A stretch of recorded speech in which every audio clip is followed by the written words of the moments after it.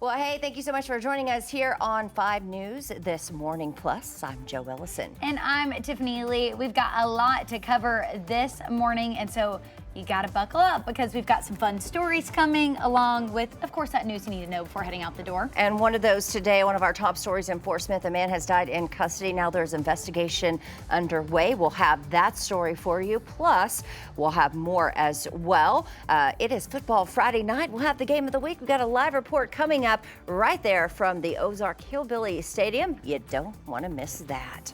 All right, taking a live look outside this morning, September 5th, Friday in Poteau. A beautiful sight. We show you Poteau almost every day. We're going to show you others, I promise, but it's just so pretty. It's so good. It's so good with the the biggest hill. The biggest hill. Yeah, and the sunrise. It's always beautiful. Yeah, Good Friday. That's what we're looking for. Yes, and we have 5 more looks to show you. Don't worry. So we're not going to just show you Poteau. We'll show you here. Let's go. Do I have permission? Okay. Let's go over to the big board here. We'll show you 5 more looks across the region. And you notice the similar theme, right? Overcast skies, maybe a little bit of peaks of sunshine here in Ozark and Fort Smith, but for the most part, we're seeing overcast skies. In some areas, starting to see rain this morning. Here's a look at satellite and radar, starting to move in now into portions of northwest Arkansas, a little bit into the River Valley, crossing over the Arkansas-Oklahoma border. Here's a kind of a look at what the radar looks like, kind of just in general. We'll zoom in here a little bit to show you what that looks like. In Washington County, you're seeing that moving towards I-49 just near the West Fork area. Might be feeling some light drops out there. Otherwise, we head farther down south I-49. You can see it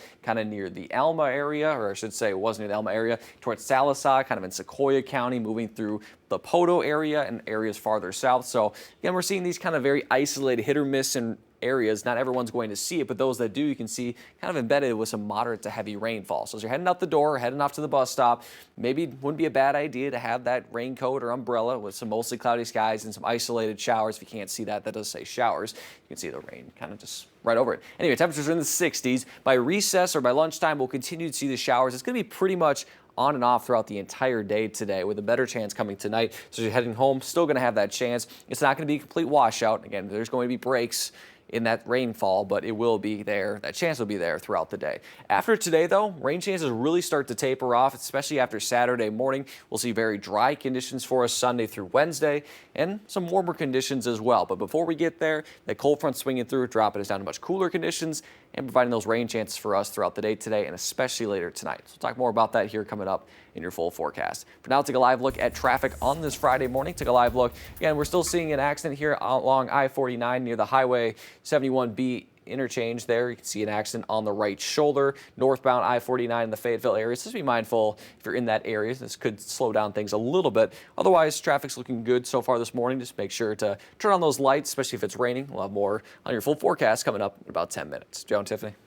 All right, thanks, Danny. In our continuing coverage this morning, Arkansas State Police are investigating the death of a person inside of a Fort Smith Police patrol car. 5 News reporter Laura Castleman tells us what happened. State police say Christopher Burns died after being taken into custody for driving a stolen vehicle and causing a disturbance in a local church on 62nd Street. Fort Smith police found him unresponsive when they got to the county detention center.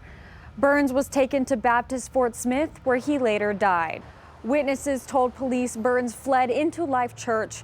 Church members were able to restrain him until police arrived.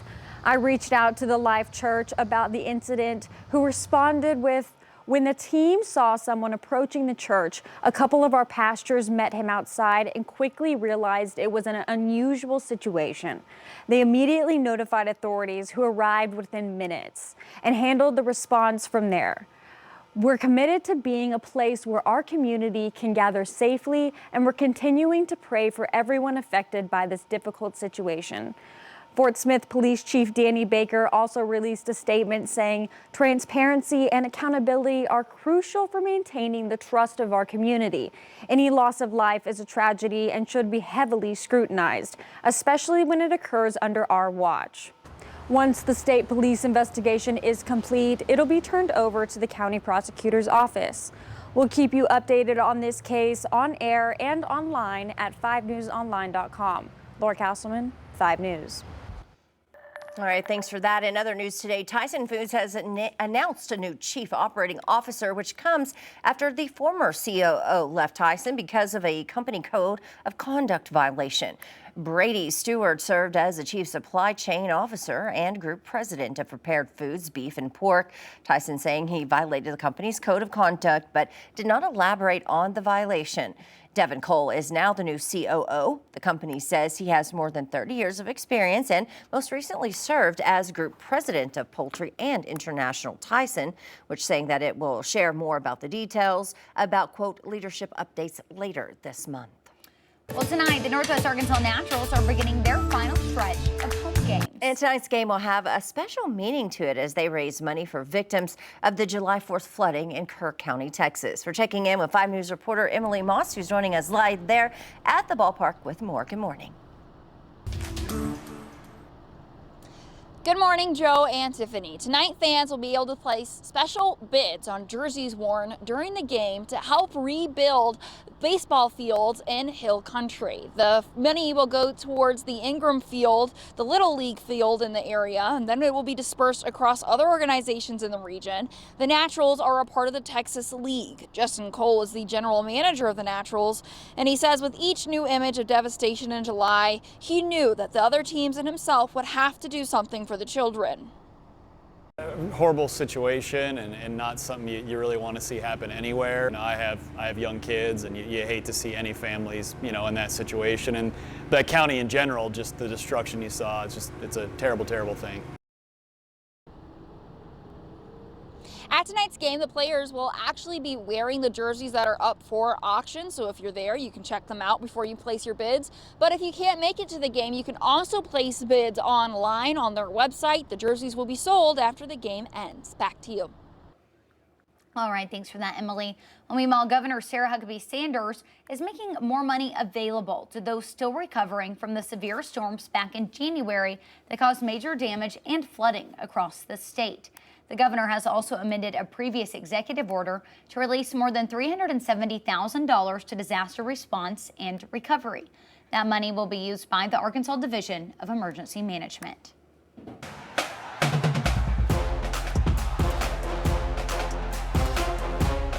All right, it is football Friday night. Those high school football teams will take the field. And, of course, almost everybody will be there tonight at one game or the other. Yeah, Boonville will be taking the field at Ozark, which is a big matchup.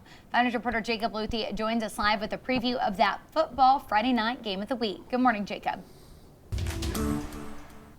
Hey, good morning, Tiffany. Good morning, Joe. Look, I remember seeing on Facebook, Scott Covert, meteorologist, asking who is the meteorologist for the news station allowed to root for a team knowing that he is from this area here in Ozark. And maybe we'll give him a pass. We'll allow him to root for Ozark. But we are right here at Hillbilly Stadium. I'm joined now by a few of the players. Good morning to you guys. Up early to join us this morning. They have team breakfast in just a little bit, but they decided to stop by and speak with us. So I'm joined now by Spencer. He is the center for this team. Spencer, talk to me a little bit about what it's going to take. Look, Boonville's won this matchup the last 5 times. What's it going to take to win this time?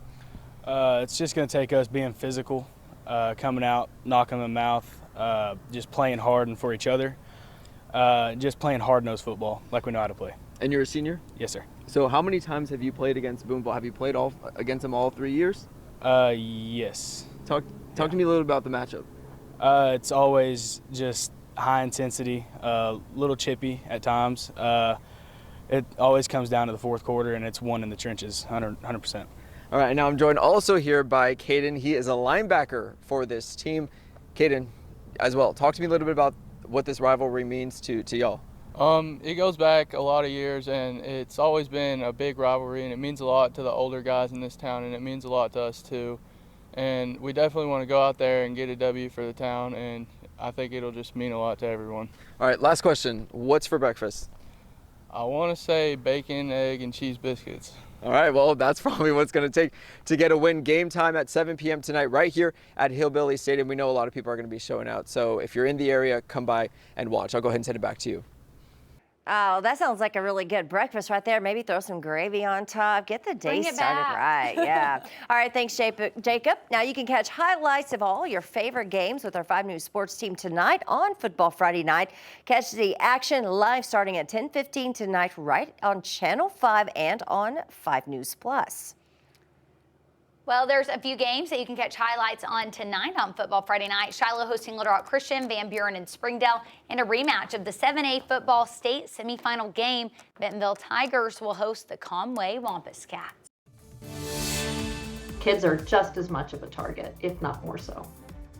Scammers see opportunity where personal data is not closely guarded. Could your kids be at risk of identity theft? How experts say you can safeguard them in minutes. And coming up on the Daily Brew, CBS will be airing the VMAs live this year for the very first time. We'll go over some of the most anticipated moments that are planned for the show. And rapper Lil Jon is trying to get big as he competes in a beach muscle competition. We'll have a sighting over that one. A live look over at Fort Smith this morning here at 7:10. A beautiful Friday. We'll be back.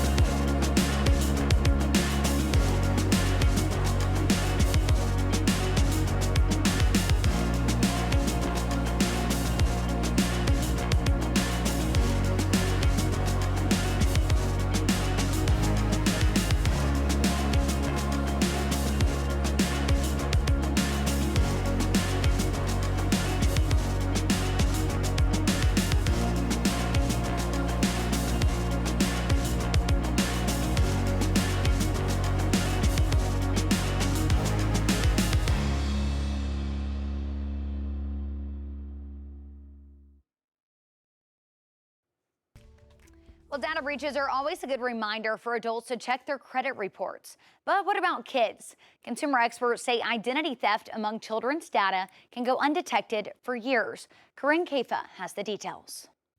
As children go back to school and college students take the first steps of their adult financial lives, scammers see opportunity where personal data isn't closely guarded. There's no morality here that they're not going to do that to kids. Kids are just as much of a target, if not more so. According to the Federal Trade Commission, about 2% of U.S. identity theft reports in 2025 so far have involved children under age 19. And just like adults, kids are at risk when data breaches compromise things like social security numbers or medical information. Eva Velasquez, CEO of the nonprofit Identity Theft Resource Center, says many cases of child ID theft go undetected for years because they're not making regular transactions like adults. One of the reasons that children's identities are so appealing to the bad actors is because kids don't engage in the world the same way adults do. The FTC says if a child is under age 16, request a free credit freeze to make it harder for someone to open new accounts in their name. The major credit bureaus, Equifax, Experian, and TransUnion, all have instructions. Velasquez says it can't be completed online, but the effort is worth the peace of mind. It does take a little bit of legwork. You not only have to provide the documents in a different way, you also have to demonstrate that you have the legal authority to make decisions on behalf of this child. Parents who believe their child's information has been compromised should check if their child has a credit report. Since it's uncommon under the age 18, that could be a red flag for fraud. In Washington, I'm Karen Kafa.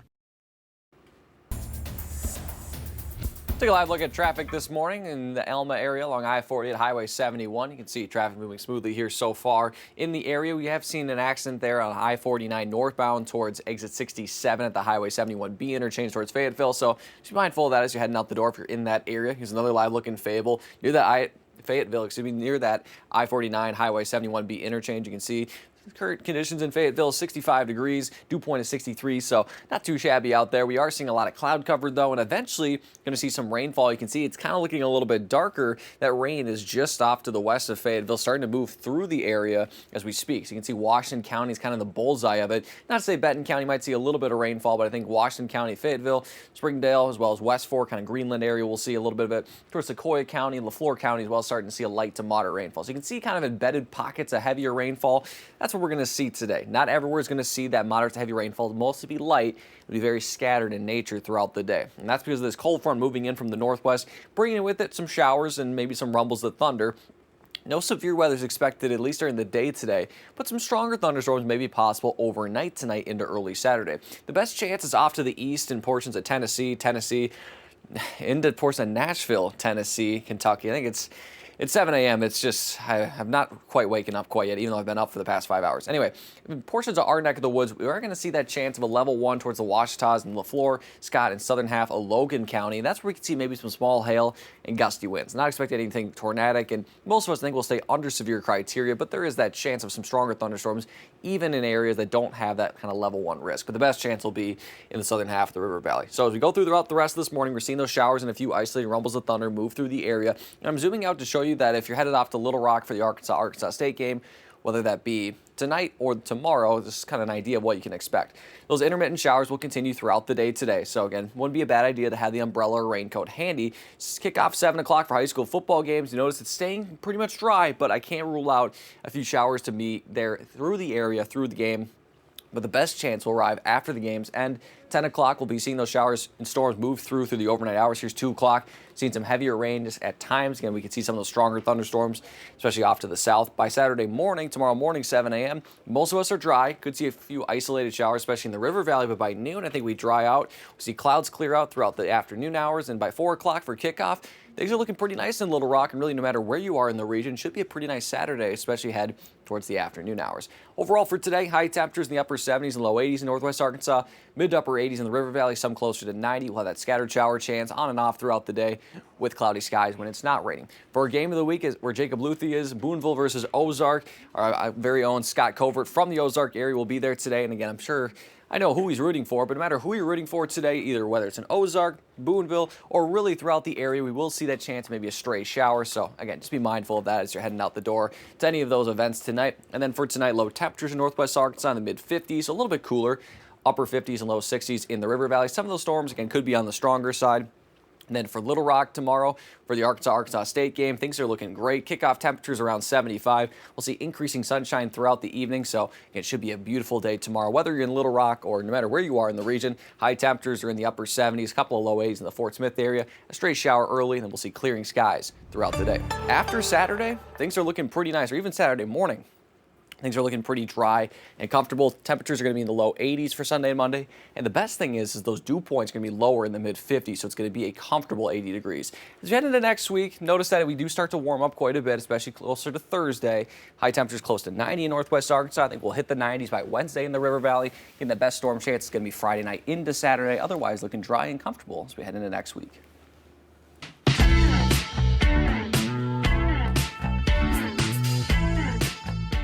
On today's Daily Brew, we're talking about the MTV Video Music Awards because CBS will be airing it live for the first time ever, Paramount Plus, and streaming on MTV. So, big deal. I feel like hip hop legend LL Cool J will be the host. And who doesn't love him? Right. So, and I was listening to some of his interviews a little bit earlier, and he was talking about how this year it's going to be a mix of new music, but old music as well, I love right? that. So smashing it together, and he says, you know, there's going to be something for everybody here. I kind of feel like that's a trend these days. I've noticed a lot of artists, and I think Taylor Swift kind of started that with her Eras tour, like doing a lot of her old stuff with her new stuff. I feel like a lot of people are doing that now because it brings back the memories, right? Yeah, and speaking of her, who knows if she's going to come this time around? I'm not sure. I know Lady Gaga there is up for like 12 different, she's nominated for 12 different things. I don't know if Taylor Swift will be, but... Well, Travis has a game this weekend. No, but it's today. It's in Brazil. Aha. So she'll Okay, probably so be she's in not Brazil. then, But then probably. again, she also did her Eras tour like internationally and then made it to the Super Bowl that year. So you never know. So she's got a private jet. She'll be okay. Yeah. Yeah. But this is where Kanye, you know. In 2009, took the Yep. stage on Taylor Swift, and that whole debacle happened. Yeah, and that was a big thing. So, and Mariah Carey is returning for the first time in 20 years, so that'll be a big deal as well. So we'll have to tune in and watch that, see how it goes. All right, let's talk about on Labor Day this past time around. Little John competed in a muscle contest in Venice. There you go. He brought his solid physique and a message of empowerment for anyone else thinking about getting fit. Now, this competition only open to amateurs, and the categories bodybuilding, figure, physique, and wellness. He's a Grammy-winning artist, and he also performed there as well. Where is he? Yeah, where's Little John? Oh, there he is. I love it. Are you guys a big fan of Little John? I'm sure I know some of his songs. I just can't think of them off the top of my head. What does he sing? Not so Little John. I'm gonna look it up. But he looks good. They all look good. Yeah, I feel like people work so hard for these competitions. they do, and you know it's not something that I could ever do. So you got to give them props. Oh, Little Looking John, fantastic. I know. He sings all my favorite songs. Or Give he's it to in all us. my What favorite is songs. it? He's in Yeah by Usher. He's in Turn Down for What? Get Low, Snap Your Fingers. Yeah. Those are my favorite. He's the one that's like, yeah. You know, like I never say that. Yeah, that's it right there. All right, Denny, we got this one here for you. What? This is for me. I'm not. Well, okay. Keep reading. Wait, are you a Lego fan? I mean, Are you a Star Wars fan? More Star Wars fan. I do like Legos. We did have a Lego set. I mean, who didn't have a Lego set growing up? Right. But Me. I saw the price of this, and I think this is what the story's about. Keep reading. It's crazy. Yep. So Lego unveiled a new Star Wars star set. Death Star. Death Star. That was yeah, Death Star. My goodness, little words like that trip me up. All right, so let's talk about this. It may use the Force on your wallet because it's $1,000. Guys, Yes. I can guarantee all my brother-in-law will have this within the year. You think so? In their garage, like him and the boys, they make these. Like they have almost every Star Wars thing in like big holidays or birthdays. This is the gift because they'll make it together, and in their garage there is shelves of all the Star Wars pieces. But even though this one is, you know, part of their Ultimate Collector series, how many people could afford that? No, that's the thing. Like I think it'll probably be like a birthday and a Christmas and something else combined, maybe, you know?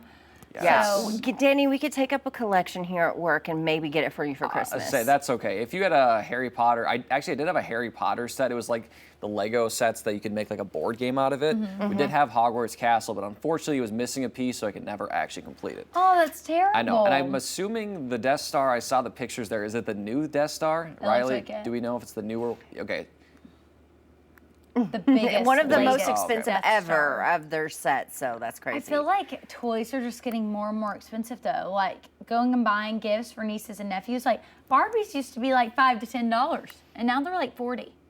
It's wild. Well, it's going to release early next month, so I bet there's a lot of people who are sort of waiting for that. But They're some standing people- in line virtually. Some people just want to build them and then they're done with them, and then you can find them used online. Yeah, what do you do with these Lego sets after you build them? Do you Well, tear like them apart Trey, and my redo? brother-in-law, they have a shelf of them. Yeah. But I think other people just make them for fun and then they tear them apart. But then what you risk with getting used ones is, what if it's missing a piece? Yeah. Riley, our producer, made sure to tell us, we do not tear these apart, especially if it's $1,000. But yeah, I know a lot of people, like on YouTube especially, they'll display all of the ones they have. So their Death Star, or, you know, I've seen some, like I said, Harry Potter, others, you know, maybe. That's my family. Yeah, you'll put them on display and you'll show them for everyone to see. All right, well, if you want it early next month, there you go. Let us know if you get it. We'd love to help you build it.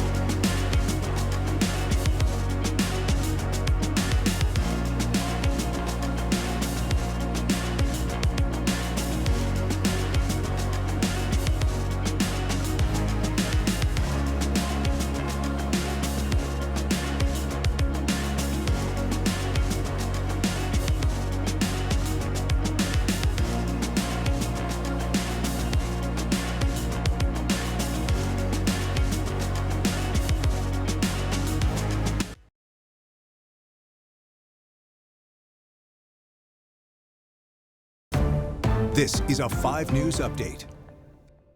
Good morning and happy Friday. I'm 5 News meteorologist Danny Cassie. We are seeing some showers start to move through the area as we speak, especially in the portions of Washington County and Sequoia County. We'll zoom in here to show you what's looking like across the region. Now, most of this is going to be on the lighter side, but you're seeing some pockets of moderate rainfall. You can see moving through the Fayetteville area near West Fork, also seeing some moderate rainfall. So not all of it is going to be light. Most of it will, but we will see these kind of little pockets of heavy rain where some of you in Fayetteville, maybe on the western half, are going to say, yeah, it poured. And then some on the southeastern side might be like, what are you talking about? So it's going to be kind of one of those days as we head throughout the rest of the afternoon. A little bit more into portions of Sequoia County. You can see east of Vian there and towards the Poto region, but most of this, again, is light, and it's kind of starting to taper off. Overall, as we're seeing throughout the day, we're going to see it kind of get intermittent as we head throughout the rest of the day today. Now, that's all due to this cold front that's swinging through from the northwest, and eventually when it does make its way through the southeast, will cool us down quite a bit, especially in northwest Arkansas, but it'll also interact with a little bit of the low-level jet, which is basically, again, kind of a fuel canister almost to help pump up storms, give them more energy as the sun sets. Now, while we won't see any severe risk or say a level 2 risk like it is off to the east, there is a level 1 risk for areas in the Ouachitas, kind of south of I-40, in portions of LaFleur County, Scott County, and Logan County. And we still could see some stronger storms outside of that, but the best chance is going to be there in the Ouachitas. So here's Futurecast through the rest of this morning, and we'll see those showers that, again, not the heaviest, but still light to moderate at times, and it'll be pretty intermittent across the day for us into the day today. So again, just be mindful that you might want that umbrella as you're heading out the door. So head towards 7 o'clock, a lot of those high school football games kicking off. We'll eventually see maybe some drier conditions, but then it's still a straight chance of showers as we're heading into the nighttime. Hey, if you're watching us on CBS, we're streaming over on 5 News Plus every morning from 7 to 9. We'll catch you on over there.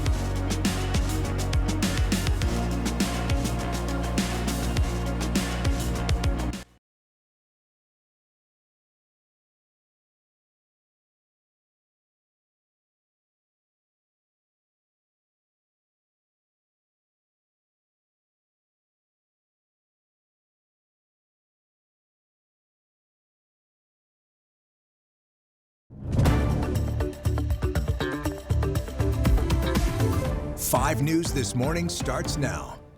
Well, hey, good morning and happy Friday. Thank you so much for joining us on your 5 News This Morning Plus. 7:30, hope we're off to a great start. Well, I'm Joe Ellison, that's Tiffany Lee, and thanks for joining us here. We're going to talk today about Arvest Ballpark. We'll take you there where the Nationals are taking part in a fundraiser for the victims of Kirk County flooding in Texas. How you can help if you're going to the game, and if you're not, you can still have an impact. And he is super resilient, and he is just growing and thriving, and we're super proud of the opportunities that he's been given. And here in just a little bit, we'll introduce you to Jude Bonner, who you see right there on your screen. He's going to be on the big screen in Times Square. We'll show him and his family's story in minutes. All right, taking a live look outside in Fayetteville here at 7:30, the downtown area. We're waking up to a great day so far. It's Friday, so no complaining you're going to hear from us, right? Oh, yeah. None We're at ready all. for the weekend, and we know Danny is too. But, Danny, you might get a little rain before that weekend starts. Yeah, you're seeing it right now on your screen. You saw it there in downtown Fayetteville, so we'll show you to here again. 65 degrees. We noticed pretty wet pavement. It is currently raining in the downtown square, and really in a lot of Fayetteville it is raining. 65 degrees as you walk out this morning, and again, if you're heading out the door, wouldn't be a bad idea to have that umbrella and raincoat handy. Here's another live look in Poto. You can see 72 degrees, dew point, a lot muggier in the River Valley. In some areas of Poto, it could be lightly raining. It's a little less so in the River Valley, more so it's in northwest Arkansas, especially in Washington County in Fayetteville. So you can see that it's really kind of nearly in the entire county area, but some areas in Sequoia County as well as in the portion very isolated in Crawford and Franklin counties. We'll zoom in here to show you a little bit what's going on. So here's on live Doppler radar. Or most of it is on the lighter side, but there is pockets of some moderate rainfall. You can kind of see those orange little circles kind of embedded within this. So, and it's not going to rain all day. There will be breaks in it, but when it does, it could have a brief downpour at times. Otherwise, across the River Valley, you're noticing a little bit there into portions of northern Franklin County. You can see some lightning bolts associated with that. So we could see some thunderstorms as well. Nothing severe by any means, but maybe some moderate rainfall at times. So if you're headed out to the bus stop still, going to see those isolated to scattered showers, and really we'll continue to see that really on and off throughout the day today. Temperatures will be in the 80s by the time you're heading home, currently in the 60s. So again, just be mindful as you're heading out the door that it could be a little bit on the wet side. Now, as we head through the rest of the weekend, we'll have that storm chance, a better one tonight where we could see some stronger thunderstorms, not expecting widespread severe, but stronger thunderstorms. Then for the weekend after Saturday morning, things are looking drier, very comfortable, and overall pretty nice. We do have to get through some rainfall first, so we'll talk more about the specific rain times, what we could see later tonight coming up in your full forecast. For now, let's take a live look at traffic on this Friday morning. There's no camera in this area, but there is an accident along I-49 near the West Fork area. This is northbound on the right lane there, I believe the right shoulder. So again, there is an accident in that area. If you're headed northbound kind of towards the Fayetteville area, there is an accident there in southern Washington County, so just be mindful of that. Otherwise, we head through the rest of the map. Let's see if there's any other accidents there. Does not look like it, but again, with a little bit of rain, things could be a little bit slick, so be careful driving out there this morning. Joe and Tiffany. All right, thanks for that, Danny. Well, the Naturals are giving back to the community at their last home game this season. They're doing this by helping the victims of the Kerr County, Texas flooding. 5 News reporter Emily Moss joins us with more.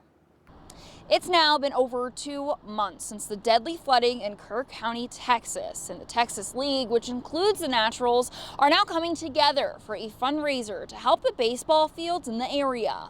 Fans can bid on these Hill Country jerseys online and in person. The money will go directly towards rebuilding the Ingram Little League field. The San Antonio team began the fundraiser on their own, inspiring the other teams to then join in. General Manager Justin Cole says they feel like they needed to do all they could do to help. Specific to the Naturals, us being a member of this league, a long-standing member of this league, and knowing how it's impacted some of our partner communities, you know, I think we felt when the opportunity was there and all the other teams are able to join in, it made a lot of sense, and hopefully, you know, we're just playing a small part, but hopefully a meaningful small part in some of the recovery that they're going with down there. The Naturals will be wearing the special jerseys during the game tonight. But don't worry, even if you can't make it to the game, the jerseys are also available online for bidding and will be sold after tonight's game. Back to you.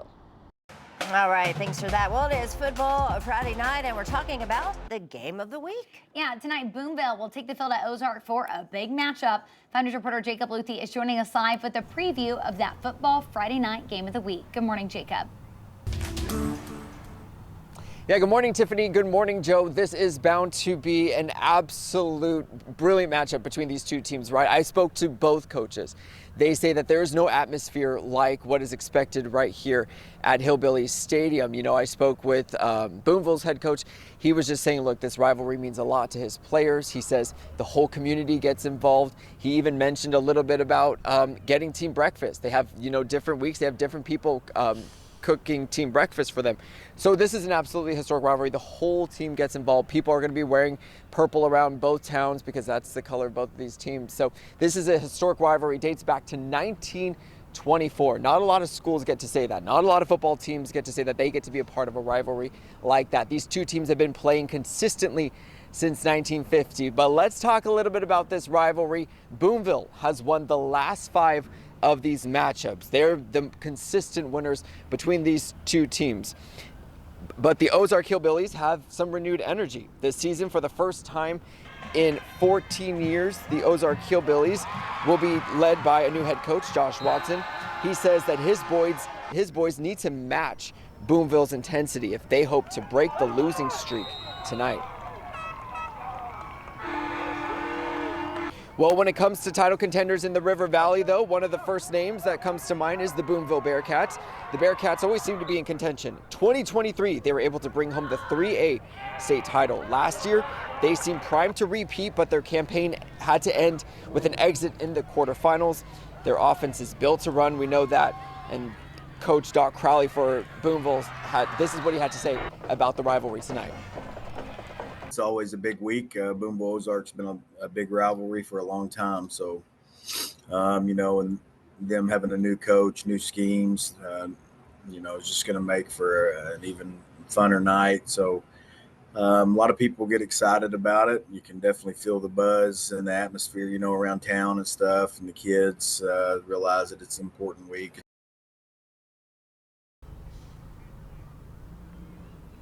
Well, the weather is crisp. It feels like fall. That means football is back. I know everyone here is excited about that. Kickoff is at 7 p.m. tonight. I'm excited about it, and I know a lot of people are, but I'll go ahead and send it back to you. All right, thanks for that, Jacob. Now you can catch highlights of all your favorite games with our 5 News Sports team. That'll be tonight on Football Friday night. Catch the action live starting at 10:15 tonight right here on Channel 5 and on 5 News Plus. Yeah, here's a few games you can catch highlights of tonight on Football Friday night. Shiloh hosting Little Rock Christian, Van Buren and Springdale, and a rematch of the 7A football state semifinal game as Bentonville Tigers will host the Conway Wampus Cats. All right, well, meet Jude Bonner. This little guy right here, he's adorable, right? He's from Roland, Oklahoma, and he's about to be featured in one of the most iconic places in the world. Yeah, that's right. This adorable photo of Jude will help to light up New York City's Times Square this Saturday. It's a big honor with an even bigger purpose in mind. Come on, I'll get you cookies. Come on. Jude is almost 3 years old. He's a toddler in every sense of the word, and he's very busy. Summer Bonner tells us that they're excited for thousands of people to see the smiling face they love so much. Jude is going to be shown on the video board in Times Square as part of the National Down Syndrome Society's Buddy Walk for this year. A walk with events nationwide meant to advocate, promote acceptance, and inclusion for those with Down syndrome. As a society, we're kind of taught to fear Down syndrome, to be afraid of what's going to happen next, but having Jude and seeing all the amazing things that he's done has really taught us that it's not something that you have to be afraid of. They cheer on their little fighter every step of the way.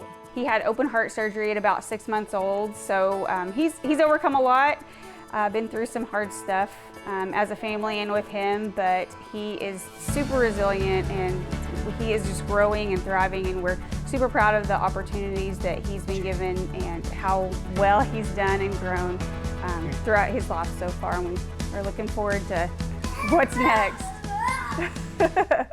So is he. And while the future is bright for Jude, he's brought a lot of happiness to us and to a lot of other people, and he's been a huge blessing. Right now, they're focusing on seeing his name in the bright lights of the Big Apple, and Big Sis is pretty excited. I think it's Take it, girl. I think it's cool, and it's cool that you get to be in it. Well, I think it's safe to say Big Sis is right. It is pretty cool. And they'll even be raising money for Down syndrome with a virtual walk if you can't make it out to New York. A lot of people can't. The team is called Jude's Dude, and it's open for anyone to join. You just have to donate on the National Down Syndrome Society's website. And that video of Jude that will be played in Times Square, you can actually catch that on a live stream on the National Down Syndrome Society's Facebook page. That's around 8:30 tomorrow morning. We'll be watching. I think we need a watch party with popcorn. I love that. All right, on the latest episode of Around the Corner, we tried our hand at pottery and painting at a local arts center. Coming up, see how one of our creations turned out and how you can get creative too. And a live look this morning here in just a little bit. A little rainy out there and cloudy, so be careful on the roads this morning. We'll be back in just a little bit.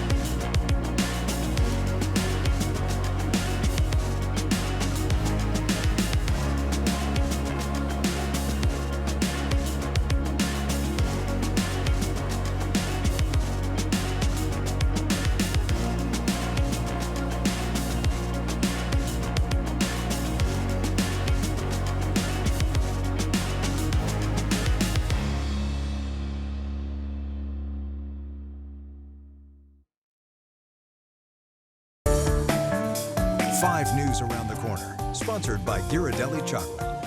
All the classes are taught by local artists. We have classes in ceramics, painting, drawing, leatherworking, metal sand casting. We have sewing. We have a wide range of classes all taught by local artists. On this episode of Around the Corner, we're here in Fayetteville at the Community Creative Center. Yeah, and they offer a wide variety of classes, anything from pottery to firing glass. Are y'all ready to get creative? Yes. I think so. Do you want to hear my song remix? I'm not sure. Let's get creative. Let's get physical. We're inside the ceramic studio with the expert Bryce here. He's going to teach a little bit about pottery. You have class 7 days a week, but first, let's talk to the expert about it. I got the aprons first. We need those. Thank you. And then Bryce, the big question, what are we making today? We're going to do some wheel thrown pottery today. So we're going to be throwing some clay on the wheel. This is how you would make functional pottery. We teach classes 7 days a week from beginner to advanced, so we'll give you a little taste of what we do here. First thing we're going to do is actually we're going to kind of center this. And then we're going to cone it up, we're going to smash it down, we're going to open a hole in the center, we're going to pull that over, and then we'll start to pull up. Some people come to learn a new skill and do skill building because they want to become a working artist, and they maybe want to become a potter, or they want to pursue a painting career. A lot of people come here to socialize, to meet new people, get out of the house, try something different, keep their hands busy, engage with the material. People want to just try something new, do something different, something they've never done before, challenge themselves. It's very addictive. Once you start making pottery, people really get hooked on it and want to come back and keep doing it. I'm ready to move on to painting. What do you guys think? I think so too. Because there's so much more to do here. So Like much. we talked about so many different rooms. We're going to show you some of those. Let's get cleaned up and let's go try it. So right now we're in the room to paint, another class that you can book. All the supplies are included, and I think we should paint ourselves. We're gonna see if we're better at this than I was going to pottery. say, pottery, the bar is set low, but artistry might have to go even lower. Any advice? Just get in there and try it. Yeah. Okay, All let's right. try it and see what we can do. What's the worst that can happen? We just encourage people to jump right in. You know, we have classes for beginners. We have workshops if you want something a little bit lower stakes. A 2-hour workshop on a weekend. Date night pottery is a great way to just get your feet wet and try your hand at it. And then if you really enjoy it and want to keep going, we have 6-week classes running year-round. We have a little bit of something for everybody. We finished our portrait. Want to see what you think, how it turned out? We turned out great. Danny, what you got going on there? So first I made my face down here, then I decided, well, I'm a little bit taller than Tiffany, and I made myself a foot taller than Tiffany. Yes, and my self-tanner's stripping, clearly. yeah, also my pants are sagging a little bit. Don't worry, our boss, don't worry, I will wear a belt on air. And me, I got big hair because I like big hair. It's humid, too. I mean, you know, let's ask Bryce how we did. Bryce, come over here. The Check expert. out. What do you think? This looks fantastic. You Like know? y'all would hang it up and display it. Oh boy, I don't know about that. But we may need to book a few more classes, though. Sure, come down. All right. Well, we had a great time, right? We did. And you're going to love it, too. We'll see you next time on Around the Corner. Yeah, to our boss at home, do not worry, I am wearing a belt. Here's a live look along I-49 near West Fork. This is northbound. There is an accident. There's no camera in the area, unfortunately, but this is near mile marker 52. So there's a the right lane is impacted there, northbound I-49 near West Fork. So again, if you're near mile marker 52 headed towards the Fayetteville area, be mindful that there is an accident in that area. Here's a live look along Rogers Avenue in Fort Smith. You can see a little bit of sunshine trying to peek through, but it's a mostly cloudy day, and it's going to be pretty overcast for much of the day, especially as we head towards the afternoon hours. Now, the Fort Smith sensor wants there to be sunshine, and maybe it's just picking up that it's a little bit thin, but again, you can see it's very mostly cloudy. Temperature right now of Fort Smith is 73, dew point is 68, with a little bit of higher humidity as well as more cloud cover. That's kept things a little bit warmer overnight, and will keep things pretty warm, especially in the river valley, as that cold front hasn't moved through quite yet. We are seeing some showers rumble through the area, especially into portions of Washington County, as well as Sequoia County and portions of Crawford counties. We'll zoom in here to kind of show you a better look of what that looks like. You can see it's more on the moderate side. It's now moved east of I-49 into the eastern half of Washington County, but still some light showers kind of extending southward towards Winslow. As we zoom into more of the river valley, you see in northern Franklin County some moderate to heavier showers, then over towards northwest Johnson County as well, some heavier showers there. Maybe a little bit of heavier showers starting to develop west of the Fort Smith area and down towards Poto and the Heavener region as well. Overall, what this is trying to say is you can see this kind of hit or miss nature. Not everyone's seeing it, and even those that are seeing it's pretty light. That's the theme for the rest of today, how these showers are going to continue to develop. This is all due to a cold front that continues to move from the northwest. It will bring in some cooler air as well as some gusty winds at times, even when it's not raining, just because whenever you have a stronger kind of colder air mass starting to interact with a warmer air mass, it's different pressures, and colder air is a lot heavier, so you kind of feel like the whoosh almost of it. It's not going to be a literal whoosh, but winds are going to pick up today, and so it could be gusty at times. It could be gustier tonight with any stronger thunderstorms as well. Here's a look at the severe weather risk really across the region. You notice that it's more towards, or highlighted more towards Tennessee as well as Kentucky, but locally here, south of I-40, especially towards the Ouachitas there in LaFleur, Scott, and southern half of Logan County, we could see some stronger thunderstorms, especially with gusty winds and small hail. Nothing tornadic expected, but also could see some heavy rain no matter where you are in the region. So take a look at the rest of the morning into the afternoon hours. And I zoomed out a little bit to show you Little Rock as well, because if any of you are headed towards the Arkansas State game for tomorrow, either tonight or early tomorrow. Here's a look again. We continue to see those on and off showers throughout the morning hours. It continues through the afternoon. And then, of course, high school football games are kicking off towards 7 o'clock. Well, what does that look like? You see, pretty quiet. That's not to say, though, we still couldn't see some of those isolated showers towards the nighttime hours. The best chance, though, is going to come after 10 o'clock when those games are wrapping off.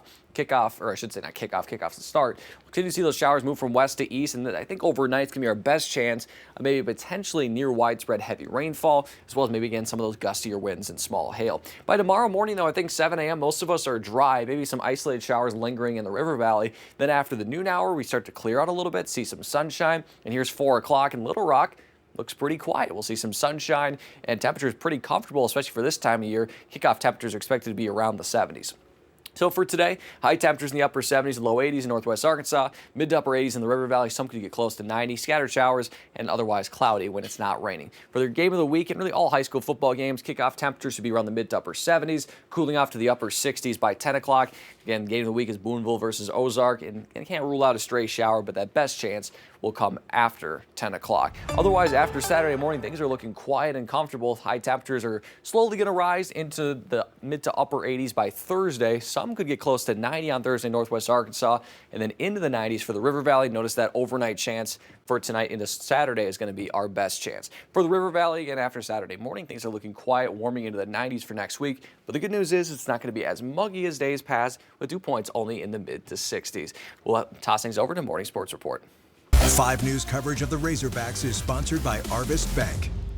All right, so we've been talking all week about this historic first meeting between Arkansas and Arkansas State in the War Memorial farewell game this Saturday.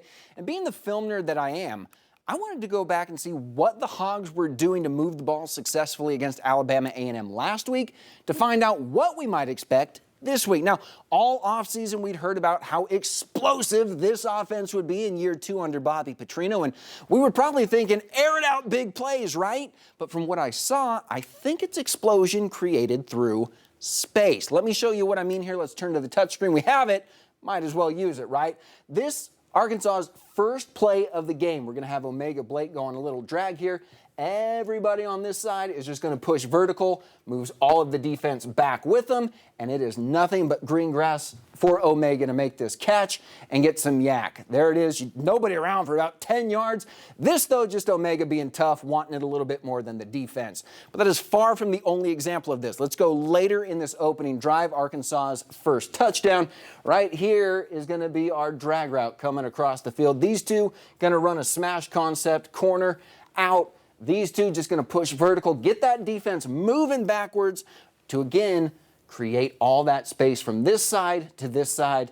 Check out what I mean. These two moving their defenders over to the sideline, so when he makes the catch, playmaker, break a tackle, but again, nobody around to stop him. He can just run right in once he gets that ball in his hands. One more time here later in the game to show you that this is a pattern. Arkansas up 31-7.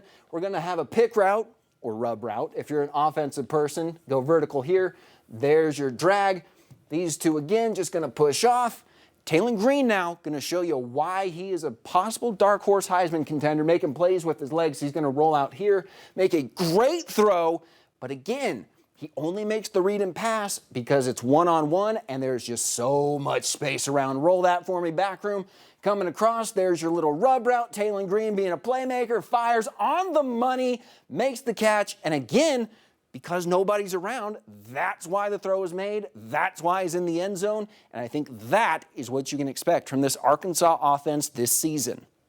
And my guess is we'll see plenty of it on Saturday in the first meeting between the Red Wolves and Razorbacks in the last game, likely, at War Memorial Stadium. Kickoff for the hello goodbye game is set for 4 p.m. tomorrow. But for now, that's going to be it for your sports. Have yourselves a great day. All right, thank you for that, Alex. So in today's consumer news, electricity prices are surging more than twice as fast as the rate of inflation. According to the Bureau of Labor Statistics, prices have climbed 5.5% over the past year. Now, one reason for the hike, the power needed for massive data centers that are fueling the artificial intelligence boom. Research shows that about 1 in 6 households are behind on paying their energy bills. People living in Maine and New Jersey are paying about 25% more for electricity. Now, collectively, that's a $24 billion in outstanding utility debt. Meanwhile, getting health insurance through your job is about to get a bit more expensive. Employer benefits consulting firm Mercer collected the numbers in a survey. It found workers can expect to pay, on average, an additional 6 to 7% in premiums next year. Some employers say that they'll try to limit those increases, but that typically means you'll pay higher deductibles and out-of-pocket cost instead. All right, we're taking a live look outside in Bentonville this morning. It is 7:53. Stay with us. We'll have more after this.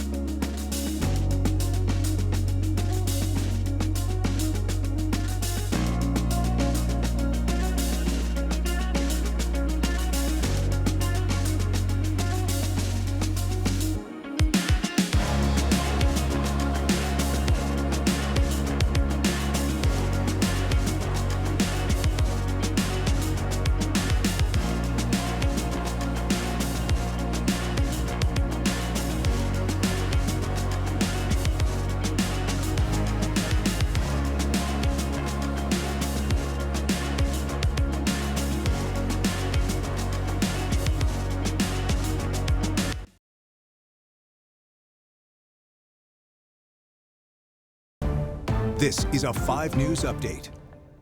Good morning and happy Friday. I'm 5 News meteorologist Danny Cassie. We are seeing some showers start to move through the area as we speak, now especially into portions of Madison and eastern Washington County, and then a little bit here into portions of the northern River Valley and Crawford and Sequoia County. We'll zoom in here to kind of show you a little bit of a better look of what we're seeing. It's more on the light to moderate side. You can see the heaviest is right along the Madison-Washington County border there. Then off to the south, it's a little bit heavier into portions of southern Franklin County, or excuse me, southern Madison County into northern Franklin, portion of Johnson County as well, and a little bit of some heavier rain starting to move through the Fort Smith area. But you notice it's very scattered down towards Poto as well. It's not necessarily going to be an all-day event in terms of consistently, but it is going to be here on and off throughout the day, if that makes sense. And that's all due to this cold front moving in from the northwest, and it's going to bring more chances of showers and storms, especially as we head towards the overnight hours, where some of them could be on the stronger side. The worst risk, or the highest risk, could be towards Nashville and areas in Tennessee and Kentucky. But for us, especially towards the Ouachita area, it could be maybe a stronger storm chance, a level 1 out of 5, where we could see some small hail and gusty winds with any of these showers and storms. So let's head to Futurecast together for the rest of the day today. I am zooming out a little bit just to show you the Little Rock area, because if you're headed off to the Arkansas State game for tomorrow, again, these showers and isolated storms will continue on and off throughout the day. 7 o'clock, a lot of high school football games kicking off. It looks like mainly dry, but a couple of showers still could roll through the area, but the best chance will come after 10 o'clock. Nearly area-wide chance of maybe some heavy rain at times. Then it looks like we'll clear up by Saturday morning, maybe a few isolated showers, otherwise Saturday afternoon. It's looking quiet, and kickoff for Little Rock at 4 o'clock between Arkansas and Arkansas State looks quiet and very comfortable. Hey, if you're watching us over on CBS, we're streaming every morning on 5 News Plus from 7 to 9 a.m. Catch the whole gang over there for your latest weather, news, and traffic. We'll see you there.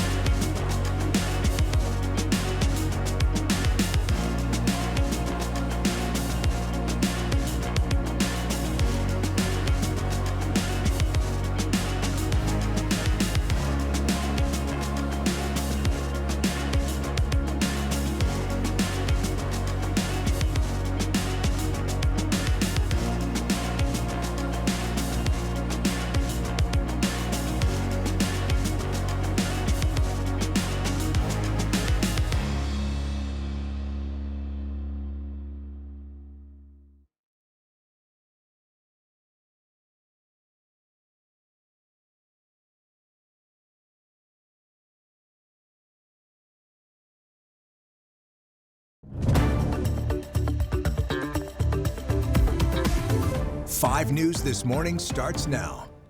Well, happy Friday. Thank you so much for joining us here on 5 News This Morning Plus, streaming live on the 5 News Plus Smart TV app. I'm Joe Ellison. And I'm Tiffany Lee. And coming up on the latest, we're going to have the condition on the man attacked by a bear in Franklin County, and Game and Fish's plan to test the bear. And 5 News reporter Jacob Luthi will join us from Ozark to preview the football Friday night game of the week. You don't want to miss that. And this morning we are taking a live look outside in Springdale. Thank you so much. Is that David? That's Springdale. There you go. Thank you so much for joining us here on your 5 News this morning. It's Friday. The technology says it's Friday. Everyone's ready for the weekend, but we need some good weather for it. Yeah, we're seeing a little bit of rain out there right now, and that's kind of the theme for today. We're going to see a little rain, hit and miss throughout the day, and then things will quiet down as we head to the day tomorrow. We'll show you what it looks like here across your neck of the woods where you might be in the area. Here's a live look outside. You can see a lot of overcast skies. We're going to see maybe a little bit of rainfall here and there, but for the most part, it's going to be a very overcast day. Now, in terms of what we're expecting for temperatures right now, upper 60s and low 70s. As you saw there in Fayetteville, it is a little bit wet along I-49. You can see a little bit in the downtown area as well. We are seeing it again in some isolated areas as well. We'll show you a better chance or a better shot at satellite and radar. Noticing it is kind of diminishing a little bit. We are seeing as you kind of get towards daybreak, you lose kind of last night's steam and things are kind of quieting down, but still could see some scattered showers kind of throughout the area. We'll zoom in a little bit to show you what's going on here. So you can see a little bit of moderate rainfall headed towards Huntsville and the Japton area, towards Boston as well in Madison County. And then as we head towards the south, more into portions of Fort Smith, starting to see a little bit of that light to moderate rainfall here. A little very thin line towards Poto and LaFleur County. So it's going to be very intermittent. It's not going to be raining all day, but the chance will be there all day. It's just going to be some breaks here and there. So we'll continue to see that on and off throughout the day today. Otherwise, when it's not raining, it's going to be overcast. Temperatures in northwest Arkansas in the upper 70s, much cooler than yesterday as that cold front's swinging through as we speak, though it's not going to swing through quite yet for the River Valley. So we'll stay on the warmer side in the River Valley, mid to upper 80s. And with all that rain kind of lingering around, it is going to be a little bit on the muggy side. Now, eventually, when that rain does fall, I think it's going to be mostly on the lighter side. The heaviest will be especially south of I-40 towards the Ouachitas, where some stronger storms are possible, but can't rule out some heavy rain, especially later tonight with any storms. All in all, though, it should be less than an inch of rainfall. So we'll talk more about that. So let's get you ready for the week ahead, or weekend, I should say, coming up in your full forecast. But now take a live look at traffic on this Friday morning. Take a live look along I-49 at Chester there at exit 34. Good morning to you there. And so far, traffic moving smoothly, but again, just be mindful with the rainfall. It could make things a little bit slick, so just be careful spending time on the roadways today, no matter this morning or this evening. We'll have that full forecast coming up in about 10 minutes. Joe and Tiffany.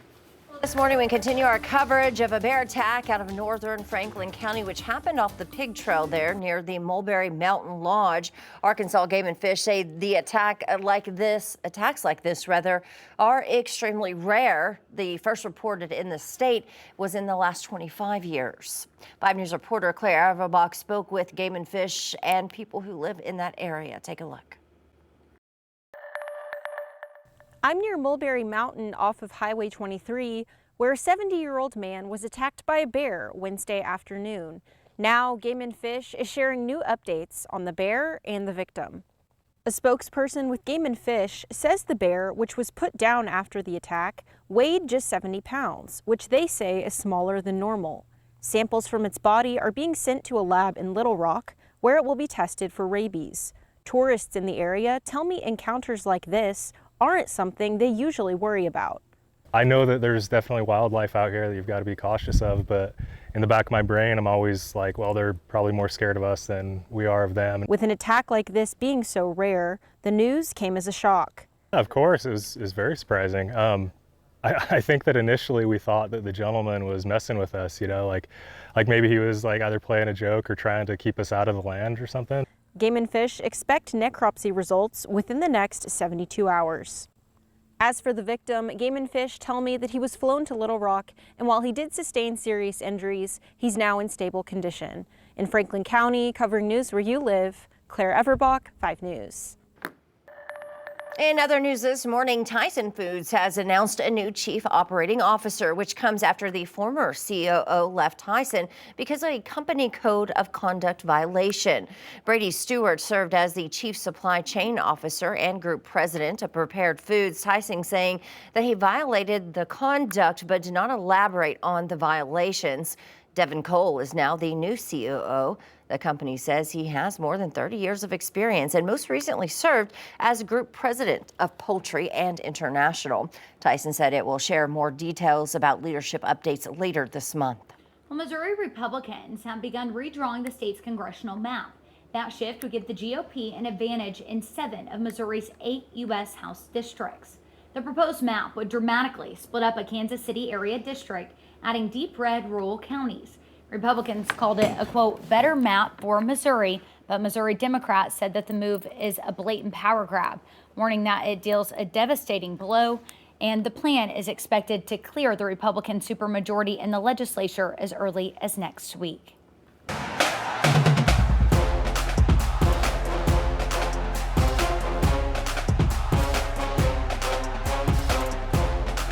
All right, it is Football Friday night, and tonight is the Boonville and Ozark matchup for our Friday night game of the week. Let's check in with reporter Jacob Ludy for LK. Jacob. Hey, good morning, Joe. Look, we've been hearing about this game all week. Really one of the richest and oldest rivalries right here in this state between the Ozark Hillbillies and the Boonville Bearcats. And I was talking to both of the coaches and players over the last couple of days, and they tell me that, look, this rivalry always gets a little bit heated, but they say it's always a lot of fun, especially when you get to carry this tradition and try to get the win against a rival. So that's exactly what both teams are going to be trying to do right here at Hillbilly Stadium. Now, Josh Watson, he is the new coach of the Ozark Hillbillies, and he says that he's excited to finally be a part of this matchup. Watson has taken the helm of the Hillbilly football team after Coach Jeremy Burns' 14-year run. Boonville has won the last 5 matchups against Ozark, including a 31-14 win last year. But the Hillbillies, they're coming off a dominant win last week against rival Clarksville. Watson says his boys need to match Boonville's intensity if they hope to break the losing streak tonight. Some of them have been tight games, and I think it's execution for 4 quarters, and then it's going to come down to who has a little more courage about them to fight for it in the 4th quarter when they're tired and when they're sore, when they're beat up. I mean, football's a sport. You can't play if you don't want to play a little sore and a little hurt. Now, we may be live in Hillbilly Country right now, but let's talk a little bit about the Boonville Bearcats. When it comes to title contenders in the River Valley, one of the first names that comes to mind is this team. The Bearcats always seem to be in contention. In 2023, they were able to bring home the 3A state title. Last year, they seemed primed to repeat, but their campaign came to an end in an early exit in the quarterfinals.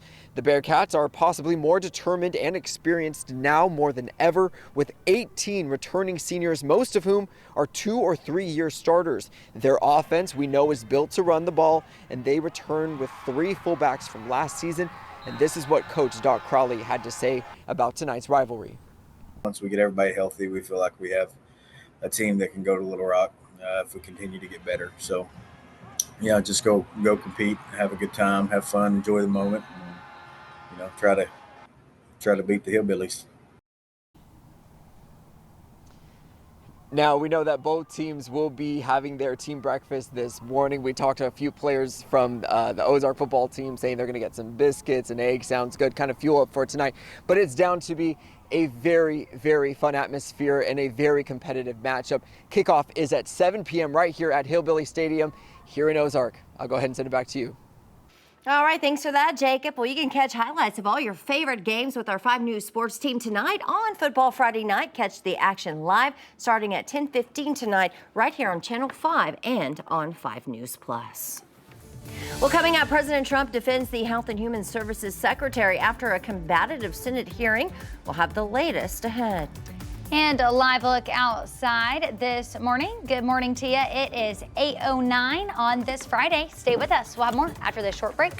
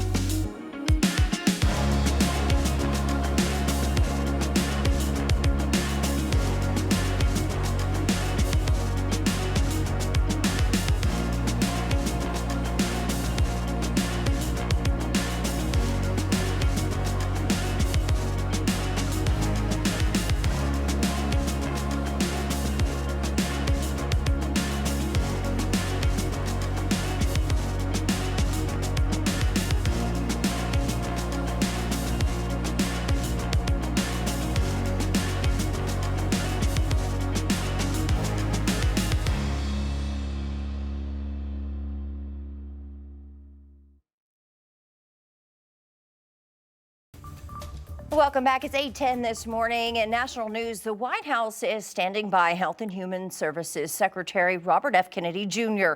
after a heated hearing on Capitol Hill. Kennedy faced bipartisan criticism over vaccine policy changes and recent shakeups at the CDC. Jared Hill has the latest.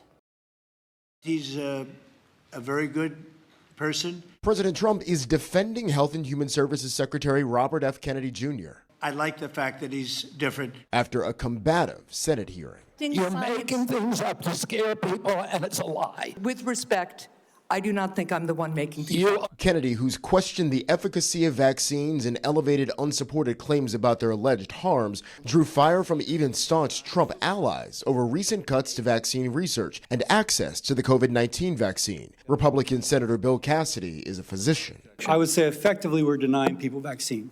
You're wrong. It was Kennedy's first appearance on Capitol Hill since he pushed out former CDC Director Susan Menares last week, sparking a number of resignations. We need bold, competent, and creative new leadership at CDC. In a Wall Street Journal op-ed yesterday, Menares wrote she was fired after refusing to, quote, pre-approve the recommendations of a vaccine advisory panel newly filled with people who have publicly expressed anti-vaccine rhetoric. Kennedy says she's lying. I did not say that to her. That CDC advisory panel is set to meet later this month to discuss vaccine recommendations. Jared Hill, CBS News.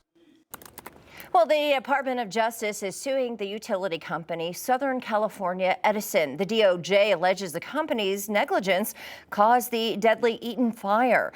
It burned for nearly a month earlier this year in California, destroying more than 9,000 buildings. Now, in a statement, Edison notes the cause of the fire is under investigation, but said it's also committed to wildfire mitigation. This comes as hundreds of firefighters are battling an inferno caused by thousands of lightning strikes there in parts of California, which were all this past week.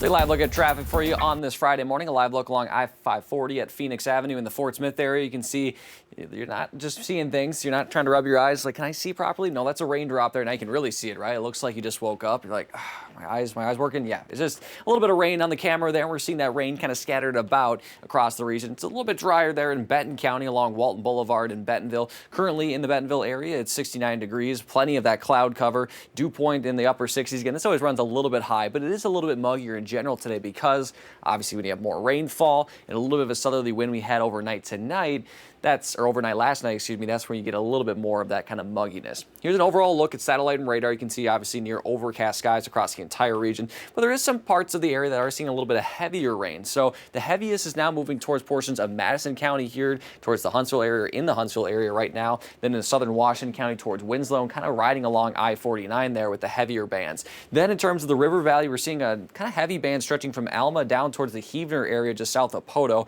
This will continue to move to the east. And again, you're seeing not everyone's experiencing this heavy rain, right? It's pretty hit or miss. It's pretty scattered in nature, but those that do see could see a brief downpours at times, but we're going to have breaks throughout the day, right? It's not going to be 24/7, all that rain. We're not going to see that. But when it does happen, it could be a little bit heavy at times. And that's due to this cold front that's moving in from the northwest. You notice it's kind of weakening a little bit here in Kansas as well. So again, it's pretty similar in nature, really, no matter where you are in the region, whether you're in Kansas or in portions of northwest Arkansas and the River Valley. Now, we could see some stronger storms today. The highest risk is going to be out towards Tennessee and Kentucky there with the level 2 out of 5. For us, it's a level 1 out of 5. And this just got updated, and you notice, did it get updated, you might be thinking? No, I mean, it didn't change very much, right? The risk remains the same, and the reason why it's towards the Ouachitas especially is because the cold front is going to be moving through the night tonight, and kind of along the cold front, that's usually when you see the greatest chance of storms, and then why it's tonight is because a low-level jet's going to kick up and basically add fuel to the flames.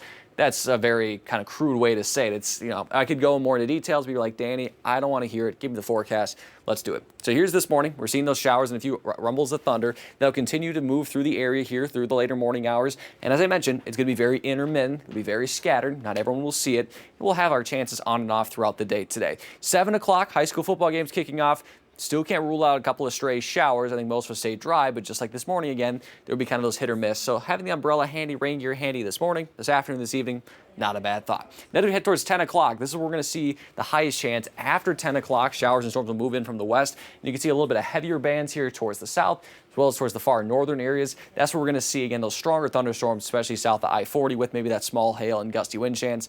We're not expecting anything tornadic. Saturday morning, we start to dry out. I think maybe just a couple of isolated showers, especially in the River Valley. But by noon, we're seeing things clear out. And by 4 o'clock, kickoff at Arkansas State there in Little Rock at War Memorial Stadium. Looking very nice with plenty of sunshine, and should be a great day for football and a great day overall to kick off the weekend. For today, high temperatures in the upper 70s and low 80s in northwest Arkansas, mid to upper 80s in the River Valley. So you notice kind of that split due to the cold front kind of moving through the area throughout the day. And obviously we're a little bit closer in northwest Arkansas to that cold front. For our game of the week, Boonville versus Ozark, temperatures at kickoff in the mid to upper 70s. We'll keep that stray shower chance. As I mentioned, not everyone will see rain, but no matter where you are, just be mindful of that rain chance. The best chance will be overnight tonight. Low temperatures a little bit cooler in northwest Arkansas, mid 50s, low to mid 60s in the River Valley. And then for tomorrow, for that kickoff forecast, for Arkansas and Arkansas State, again, should be a good one. Kickoff temperatures in the 70s and kickoffs at 4 o'clock, and we'll see increasing sunshine as we head throughout the game time. After Saturday morning, really looking very dry and comfortable. Notice that we do see those high temperatures on the rise, but notice the low temperatures, they're not too bad in the lower 60s. We usually look at low temperatures as an indicator of how muggy it's going to be. And that's certainly the case here. We're not in the 70s, right? We're more in the 60s. So it won't be as muggy as it's been in August, but still going to be a little bit warm with highs in the low 90s for the River Valley as we head into the portions of next week.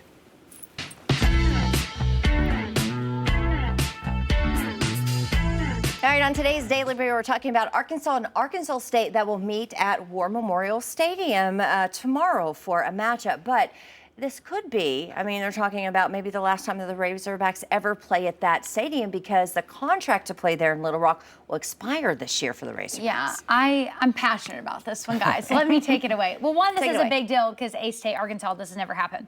But two, War Memorial, I know a lot of people think it's ridiculous. Why not just have all the games in Fayetteville?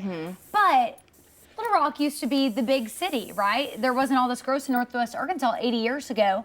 And so the team would travel to Little Rock. But really, I think what the purpose was for the people of Little Rock, Fayetteville used to be a lot harder to get to, and it was really expensive. Well, because you didn't have I-49, the connector 20 years ago, and it was hard. On top of that, you think about you have to pay for a place to stay, you have to pay for food while you're there. It was really expensive, probably for people to get here, and it took a lot longer than it does now, where you have all those people in the central and the southern part of the state, and like this is what they looked forward to. Yeah, but then again, I mean, times are changing, and you think about, are there any other college teams that are split between two cities like that? No, but I think that it was so special there might be. that we had this. Hawaii, you said, right? Yes, Hawaii, but that makes more sense, right? If you have different islands. But it's a little bit easier to drive than to fly over, islands. Well, the thing, I know it doesn't make sense to y'all, but as someone, my first Razorback game ever was at War Memorial Stadium.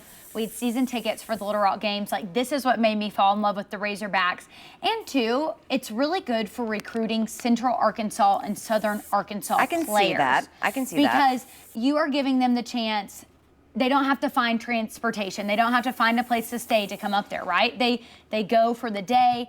They get to be in their hometown or close to their hometown. And War Memorial Stadium was a really big deal. This is why State was held there and still is held there because it's really cool. Went to field trips there, birthday parties there. So War Memorial, it's very special for Central Arkansas. But because I've never been to War Memorial, which one is nicer? Well, Fayetteville's is nicer because they haven't updated War Memorial in a long time because they're not doing those normal, it used to be 2 games a year and they were big games.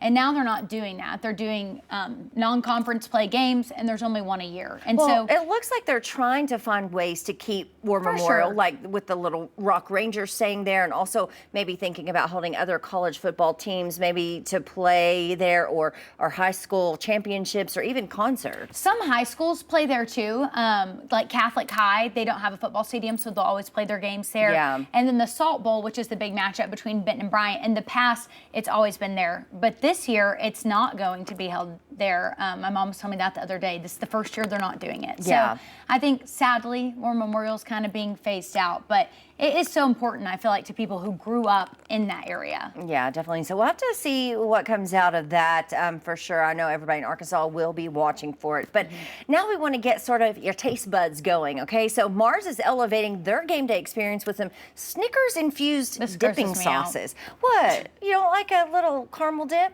Caramel buffalo? Okay, well, when you add peanut, teriyaki, and even chocolate barbecue. Peanut teriyaki makes sense because there's usually peanuts, I feel like, in like Chinese food. Yeah. I could do chocolate barbecue as well. What was the first one again? Was that caramel? Okay, buffalo? so there's caramel buffalo. Yeah, that I'm not so sure. No, peanut teriyaki, chocolate barbecue. I could do the last two. Chocolate barbecue? I don't know. I'd have to taste it. What do Like, you does it think? just have a little cocoa powder in it, or What does do it you taste think, like though? chocolate Yeah, syrup? I don't know. I mean, okay, so Josh Allen, he's the quarterback for the Buffalo Bills. He's We love the one, him. He's the reigning MVP. Oh, I see the script.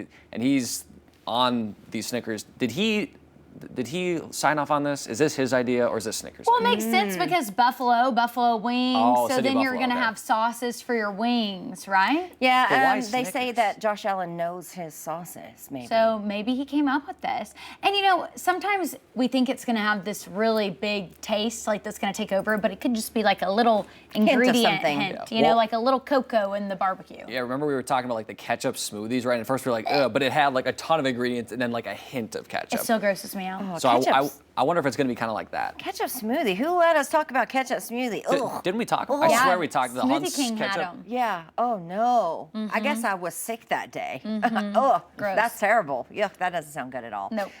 Let's see. But I mean, ranch. I feel like a ranch is always your best, safest bet For sure. for dipping. Like And I that. feel like any ranch I've had that's a different flavor of ranch is good too. Now, what's Like your a favorite ranch? Southwest ranch or an avocado ranch or like a spicy ranch. Spicy ranch. Yeah. So what's your favorite brand of ranch? Like if you have to go in the okay, grocery store. Hot take.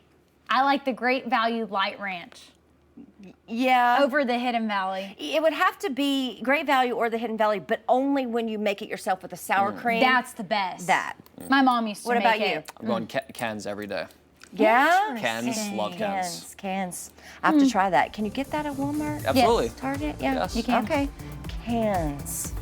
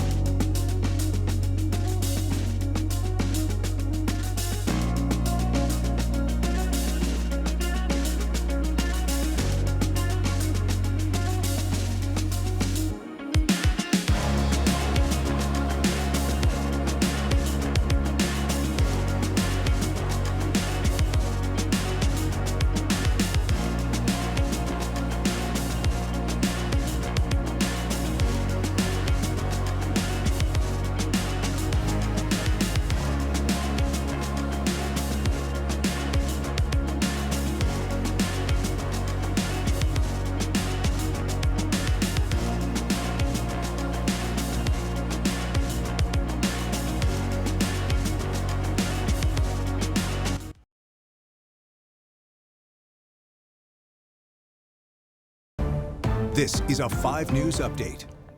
Well, this morning, Arkansas State Police are investigating the death of Christopher Burns, who they say died inside a Fort Smith police car. Officers had him in custody for allegedly driving a stolen vehicle and causing a disturbance at a local church. But when they got him to the jail, they say they found him unconscious. Doctors pronounced him dead at the hospital. Fort Smith Police Chief released a statement calling the loss a tragedy and pledging accountability.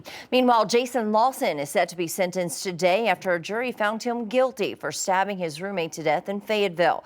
Lawson was accused of killing 33-year-old Benjamin Martin. He's also accused of tampering with evidence. The judge decided to keep the first-degree murder charge after the defense tried to argue Lawson did not show prior intent. And it's been 2 months now since the deadly flooding in Kerr County, Texas. So the Texas League, which includes the Northwest Arkansas Naturals, are hosting fundraisers to restore community baseball fields that were impacted. Fans can bid on Hill Country jerseys online and in person. The money will go towards rebuilding the Ingram Little League field.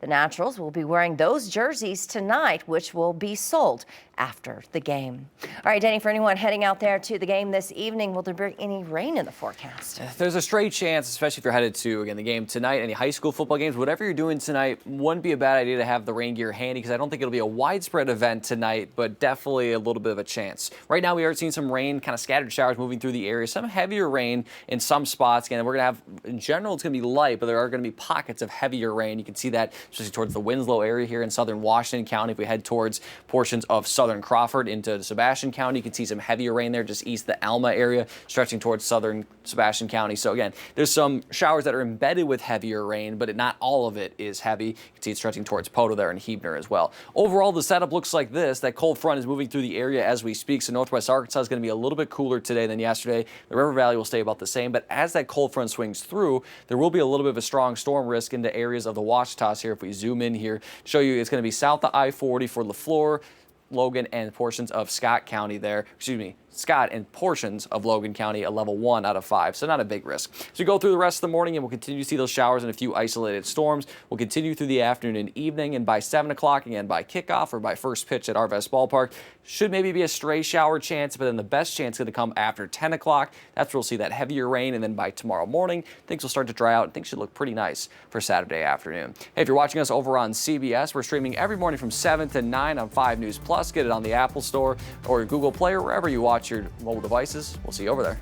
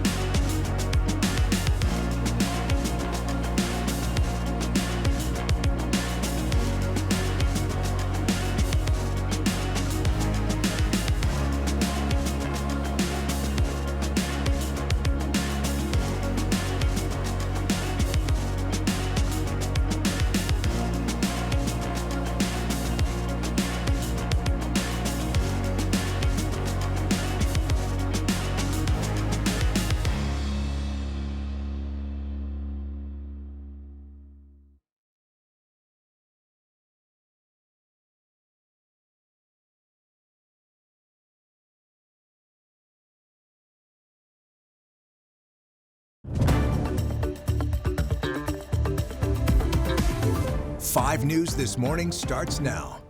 Well, thank you for joining us here on 5 News This Morning Plus. I'm Joe Ellison. And I'm Tiffany Lee. Coming up this morning, a top auditor in Oklahoma says millions of federal dollars weren't spent correctly. What this means for taxpayers in the Sooner State. Plus, we're catching up with Rogers' own Miss America's teen, Peyton Bowling, before the Miss America Finals this weekend. But first, let's take a live look outside in Springdale here at 8:30. We hope you're off to a great start. And it is Friday, folks, and we cannot complain today, Tiffany. Yes, we're very excited for the weekend. Danny's working this weekend, but he said he loves it so much he doesn't mind, and there's going to be a little rain. I was going to say, I love what I do. I get to point at a wall for a living. There you go. Not many people can say that. And we are going to track some rain showers through tomorrow morning. The best chance is going to come overnight tonight, so thankfully, plans should be okay, but definitely have that rain gear handy. Let's talk more about it here as we head out the door to Bentonville along Walton Boulevard. 69 degrees for that temperature, overcast sky in Benton County. And a lot of the area right now is pretty quiet, but we're starting to see some areas see a little bit of some light to moderate rainfall. Some brief downpours are possible at times as well. Another live look in Poto. You can see a little bit of blue sky trying to peek through, but for the most part, we're going to have overcast skies. A little bit muggier as well. You see Poto dew point is 70. When you have that rain, a little bit of southerly flow from last night, you get that moisture that starts to creep up a little bit and generate in the form of some showers. You can see that, again, it's not everywhere in the area, and my satellite is, oh my goodness, it is just, there's so much rain going on, it doesn't want to work, but here we go. We'll zoom in a little bit here just to kind of show you where the heaviest is. You can see it's moving to portions of southeastern Washington County, kind of towards the Winslow area, now into portions to the north and to the east in Carroll County as I'm kind of floating off the screen. Off to the south in the River Valley, a little bit of some moderate to heavy rain towards Poto, but you see it's kind of diminishing a little bit. So again, it's going to be kind of pulsing in and out. It's going to rain for a little bit, then stop, then rain a little bit later, and then stop. So it's not going to be all day, but those chances of moderate to heavy rainfall will continue for us. Now, in terms of how much we're going to expect, I think generally speaking will be less than an inch. Some could be closer, especially if any thunderstorm kind of sits over an area. But across the board, many of us think we'll receive less than an inch of rainfall. And when it's all said and done, once we hit past Saturday morning, things are going to be looking pretty comfortable out there. We'll have a stray shower possible into portions of northwest Arkansas Saturday morning. It'll be comfortable during the afternoon hours. We'll have clearing skies. And then on Sunday, temperatures into the 80s, low temperatures in the mid-50s, so a little bit cooler. The River Valley, that rain chance will hang out a little bit longer. And then for Sunday, looking pretty nice with highs in the mid-80s. But again, that best chance of rain comes tonight, and it's going to be close between, those Friday evening events, especially high school football and the Naturals game at Arvest Ballpark. So it's going to be close, but I think most of us will stay dry. But we'll talk more specifically about that coming up in your full forecast. For now, let's take a live look at traffic on this Friday morning. Take a live look into portions of I-49 at Johnson Mill Boulevard. This I-49, you know what? I tell you what, RDOT does not like me here, does not like me to zoom into the camera here at Johnson Mill Boulevard. Let's see if I can do this here. There we go. There's a little better of a shot. So again, just be mindful I could see a little bit of rain out there in the area. So just take it slower if you need to. And we'll have the full forecast coming up in 10 minutes. Now on to Alex for a morning sports report. 5 News coverage of the Razorbacks is sponsored by Arvest Bank. All right, so we've been talking all week about this historic first meeting between Arkansas and Arkansas State in the War Memorial Farewell Game this Saturday. And being the film nerd that I am, I wanted to go back and see what the Hogs were doing to move the ball successfully against Alabama A&M last week to find out what we might expect this week. Now, all offseason we'd heard about how explosive this offense would be in year 2 under Bobby Petrino, and we were probably thinking, air it out, big plays, right? But from what I saw, I think it's explosion created through space. Let me show you what I mean here. Let's turn to the touchscreen. We have it. Might as well use it, right? This Arkansas's first play of the game. We're going to have Omega Blake go on a little drag here. Everybody on this side is just going to push vertical, moves all of the defense back with them, and it is nothing but green grass for Omega to make this catch and get some yak. There it is. Nobody around for about 10 yards. This, though, just Omega being tough, wanting it a little bit more than the defense. But that is far from the only example of this. Let's go later in this opening drive, Arkansas's first touchdown. Right here is going to be our drag route coming across the field. These two going to run a smash concept, corner, out. These two just going to push vertical, get that defense moving backwards to, again, create all that space from this side to this side. Check out what I mean. These two moving their defenders over to the sideline, so when he makes the catch, playmaker, break a tackle, but again, nobody around to stop him. He can just run right in once he gets that ball in his hands. One more time here later in the game to show you that this is a pattern. Arkansas up 31-7. We're going to have a pick route, or rub route. If you're an offensive person, go vertical here. There's your drag. These two, again, just going to push off. Taylon Green now going to show you why he is a possible dark horse Heisman contender, making plays with his legs. He's going to roll out here, make a great throw. But again, he only makes the read and pass because it's one-on-one, and there's just so much space around. Roll that for me, back room. Coming across, there's your little rub route. Taylon Green being a playmaker, fires on the money, makes the catch. And again, because nobody's around, that's why the throw is made. That's why he's in the end zone. And I think that is what you can expect from this Arkansas offense this season. And my guess is we'll see plenty of it on Saturday in the first meeting between the Red Wolves and Razorbacks in the last game, likely, at War Memorial Stadium. Kickoff for the hello goodbye game is set for 4 p.m. tomorrow. But for now, that's going to be it for your sports. Have yourselves a great day.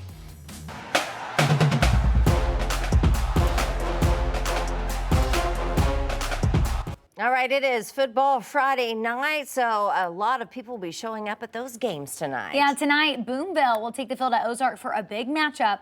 5 News reporter Jacob Luthi has a preview of that Football Friday night game of the week. It's rivalry week, and none may be richer and more historic than that of the Ozark Hillbillies and the Boonville Bearcats. Since 1924, these two teams have been going at it, and they'll do so again tonight. Boonville has won the last 5 matchups against Ozark, including a 31-14 win last year. But the Ozark Hillbillies have some renewed energy. This season, for the first time in 14 years, the Ozark Hillbillies will take the field by a new head coach, Josh Watson. He says his boys need to match Boonville's intensity if they hope to break the losing streak tonight. It's a great experience, and the kids, you know, they're lucky to get to experience that. It doesn't happen everywhere where you start the season with 3 rivalries, especially one like the Boonville Ozark rivalry, and you know, they're excited about it. The community is excited about it, and I think it's going to be a great atmosphere for sure. Yeah. Well, when it comes to title contenders in the River Valley, though, one of the first teams that comes to mind is the Boonville Bearcats. The Bearcats always seem to be in contention. 2023, they were able to bring home the 3A state title.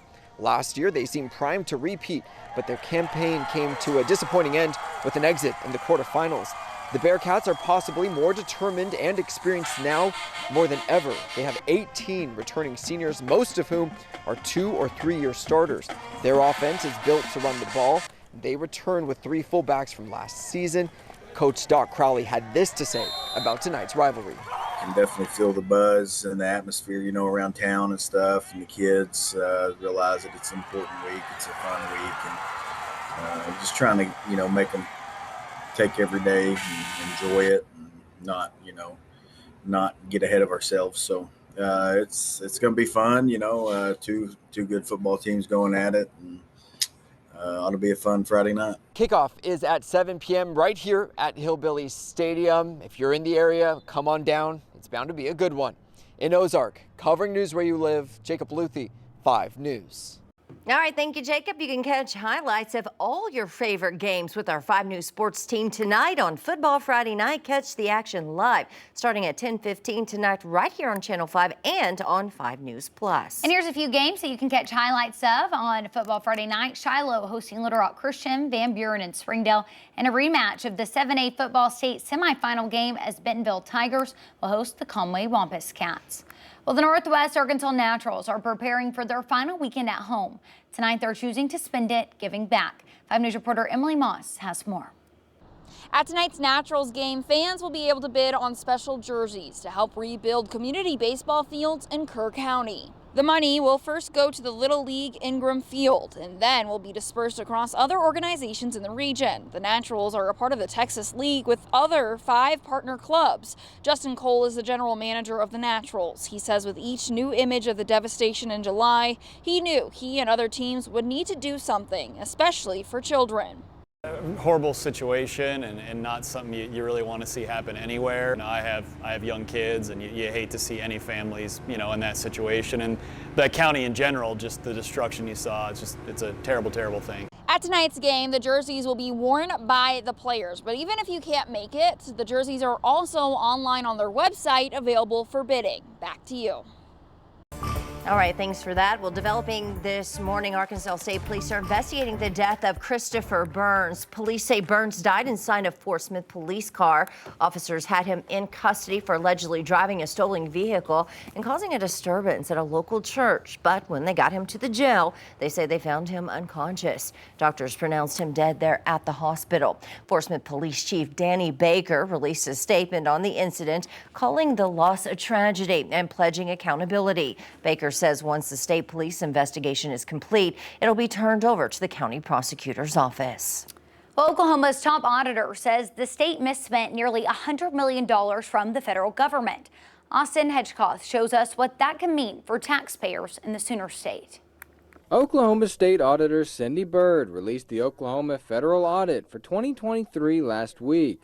The report explores how Oklahoma is spending federal funds. And it's like a checkup to make sure that the state of Oklahoma is utilizing these grant funds for the purposes that the federal government gave them to Oklahoma for. Though what Byrd found, $93 million spent in ways it shouldn't have been spent. Now, to put that into perspective, before the pandemic, we were seeing around $5 million a year in question cost. Now we are up to $93 million in question cost. Byrd says, like many states, Oklahoma wasn't prepared for the windfall of cash that came down from the federal government during the pandemic. Looking at recent audit reports from states similar in size to Oklahoma, Louisiana identified $260 million in question costs, Connecticut $167 million, Oklahoma $93 million, and Utah $47 million.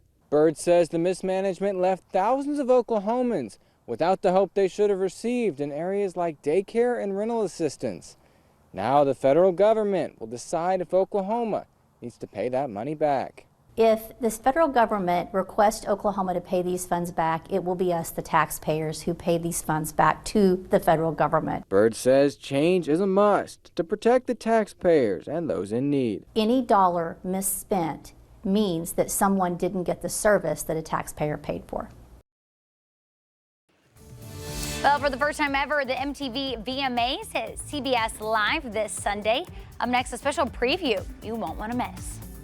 And a live look over Ozark this morning. Beautiful shot, 8:41 on this Friday. Stay with us. We'll be back after this.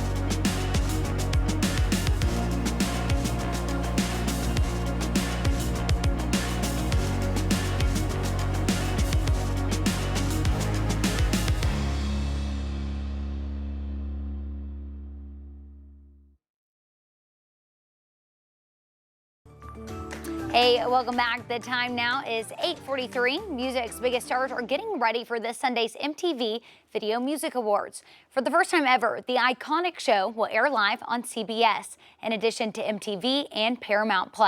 Nick Zechevich has a preview of what to expect. The stage is set for a night to remember.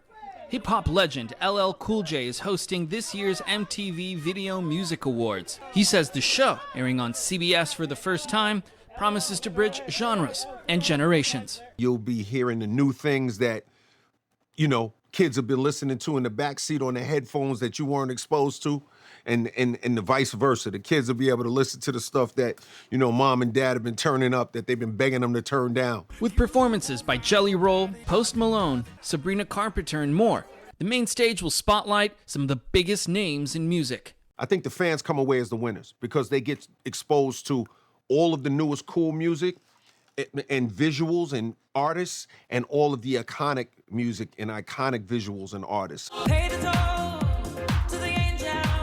Lady Gaga leads the nominations with 12, including Artist of the Year. The night will also mark new milestones. Ricky Martin will be honored with the inaugural Latin Icon Award, and hip-hop icon Busta Rhymes will take home the first ever Rock the Bells Visionary Award. To be able to give Busta Rhymes MTV VMA's Rock the Bells Visionary Award, that's really amazing. Like, you know, to be in the game so long that you're not only receiving awards, but now you're giving awards is an amazing feeling. Another highly anticipated moment, Mariah Carey returning to the VMA stage for the first time in 20 years. The best-selling female artist of all time is not only picking up the prestigious Video Vanguard Award, she's on tap to wow viewers with a career-spanning medley of her biggest hits. Nick Zechevich, CBS News, Los Angeles. We'll look at traffic here on this Friday morning. Take a live look along I-40 at exit 37, the Ozark area. This is where our game of the week is going to be going on. Boonville versus Ozark for tonight. Should be okay weather for it, but could still see some isolated showers, something we'll have to keep an eye on as we head closer to tonight. Here's another live look in Rogers along I-49 at the amphitheater. You can see a mostly cloudy to cloudy sky really across the region. Currently in Rogers at 67 degrees, dew points in the mid-60s, some in the River Valley closer to 70, so it is a little bit sticky out there because obviously you got that moisture kind of hanging around, a cold front that's interacting with it, and you're seeing some showers start to generate across the region. Now, it's mostly on the lighter side, but we are seeing some hints of some heavier downpours kind of embedded with these lighter showers. Northwest Arkansas, it's mostly on the lighter side. You're seeing a little bit of yellows here. It's kind of just south of Fayetteville there towards the Winslow area, southwestern Madison County, seeing a little bit of that. Then as you head towards the River Valley, a little bit of heavier rain moving into portions of Franklin County there, off to the southwest there towards southern Sebastian County, towards the Poto area, a little bit of heavier rain. But for the most part, right, it's very scattered, right? Not everyone's seeing it. That's kind of the theme for the rest of today, where it's going to be very scattered intermittently throughout the day. This cold front is moving through the area as we speak, and as it does, it's going to cool us off quite a bit for Northwest Arkansas.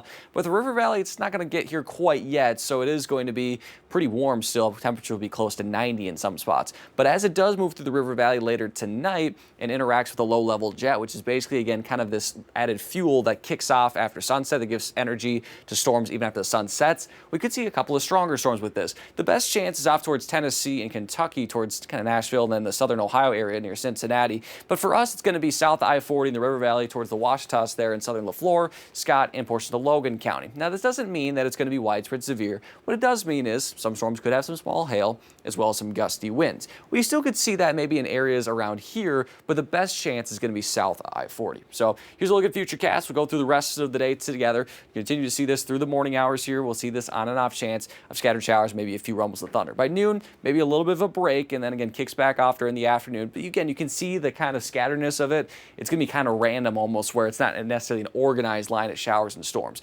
7 o'clock for kickoff, you can see those isolated showers, again, very spotty across the region. So wouldn't be a bad idea to have that rain gear handy throughout the day today into the evening hours. By 10 o'clock, though, that's where we're going to see our best chance after 10 o'clock. And this is where we're going to see a best chance of organized showers and storms. You see those kind of heavier showers. That's where you can see those stronger thunderstorms. Here's 2 o'clock. You can see a lot of that heavy rain kind of throughout the area. That continues through Saturday morning. Now here's 7 o'clock. We're waking up. Things are drying out for us. And by noon, it looks like we're seeing some clouds start to thin out. And then by 4 o'clock, we're pretty quiet. And notice in Little Rock, maybe starting the game with some cloud cover, but by the end of it, we should see some sunshine, and overall should have a pretty nice end to our Saturday as we head into the back end of the weekend. So overall for today, high temperatures in the upper 70s and low 80s in Northwest Arkansas, mid to upper 80s in the River Valley, some close to 90, scattered showers, and when it's not raining, it'll be cloudy. For our game of the week, as I mentioned, Boonville versus Ozark. In Ozark, temperatures that kick off in the mid to upper 70s, and can't rule out a stray shower, especially early. Then you saw a little bit of a break, and then after 10 o'clock, that's when that heavier band of rain moves through, some of which could be stronger later tonight. Low temperatures in Northwest Arkansas in the mid 60s, upper 50s and low 60s in the River Valley, and a north wind that could be strong at times just without the rain, maybe up to 25 miles per hour for those gusts. And then for Arkansas State, starting off a little bit of cloud cover, but kickoff temperatures around 75, and will be a very nice evening for us here at War Memorial Stadium at 4 o'clock. So if you're headed to Little Rock, or if you're staying local, it should be a pretty nice day overall tomorrow after maybe some early morning showers. After Saturday, things look pretty nice for us.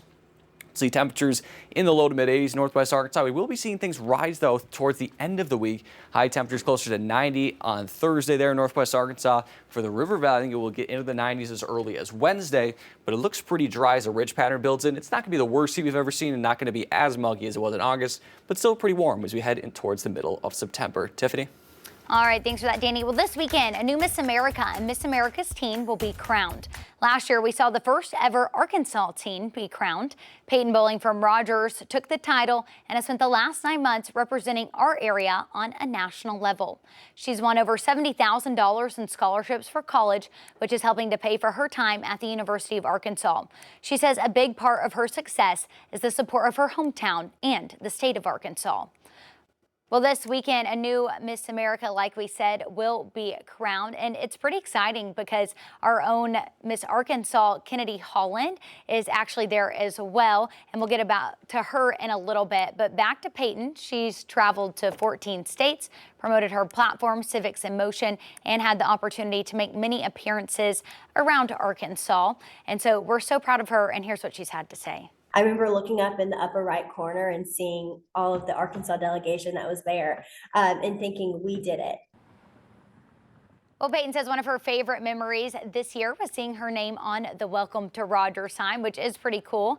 And while we are sad that Peyton is giving up her title, we are excited to see Greenwood's own Kennedy Holland competing for that Miss America title as Miss Arkansas. And here's what Peyton had to say about her. And she truly has already made Arkansas so proud, and I'm so excited to see how she does here, but she is rocking it. And an exciting update, Kennedy actually took home the Talent Award last night in the preliminary competition. And the last time a Miss Arkansas took that award home was Savvy Shields, and she ended up going to win Miss America 2017. So we're super excited for Kennedy. Her talent is singing, absolutely beautiful. And again, the new Miss America will be crowned on Sunday night. So all of Arkansas is cheering for Peyton and Kennedy alike. Well, he is super resilient and he is just growing and thriving, and we're super proud of the opportunities that he's been given. Soon we'll be talking about a local boy featured in a video showing in Times Square. It's a part of a nationwide effort to advocate for those with Down syndrome. We'll have that story in minutes. First, we're taking a live look outside in Dyer. The time now is 8:52. Stay with us.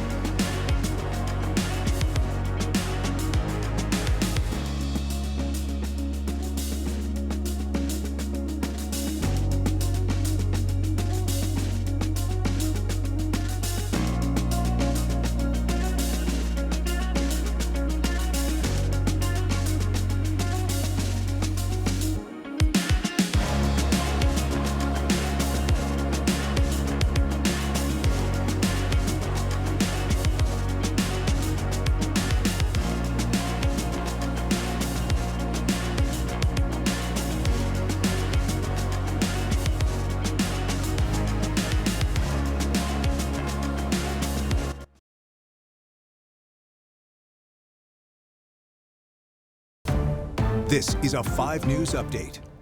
Well, this morning we're learning Governor Sarah Huckabee Sanders is making more money available to those still recovering from the severe storms back in January. The that caused major damage and flooding across Arkansas. The governor has also amended a previous executive order to release more than $370,000 to disaster response and recovery. That money will be used by the Arkansas Division of Emergency Management. Meanwhile, Arkansas and Arkansas State will meet at War Memorial Stadium for an in-state matchup tomorrow. But it could also be the last time the Razorbacks ever play at War Memorial Stadium. The team's contract to play in Little Rock ends this year. Former War Memorial Stadium Commission member Shane Broadway says discussions about the stadium's future have been ongoing for years. With changes ahead, he says new events will be needed to fill the venue. High school football championships and the Little Rock Rangers are expected to remain. And there's also potential for concerts and other college football teams to play in Little Rock. Well, in other news, this weekend, the Prairie Grove community will honor the victims of the Devil's Den murders. The city will hold a fundraiser tomorrow for the family of Clinton and Kristen Brink. The event will feature food, live music, and an auction at Prairie Grove High School. All proceeds will go to the Brink family. The fundraisers start at 4 p.m. Clinton and Kristen Brink, you may remember, were stabbed while hiking with their two young daughters on July 26th. The suspect, Andrew McGann, is facing murder charges in this case. Now here's Danny with a check of the forecast.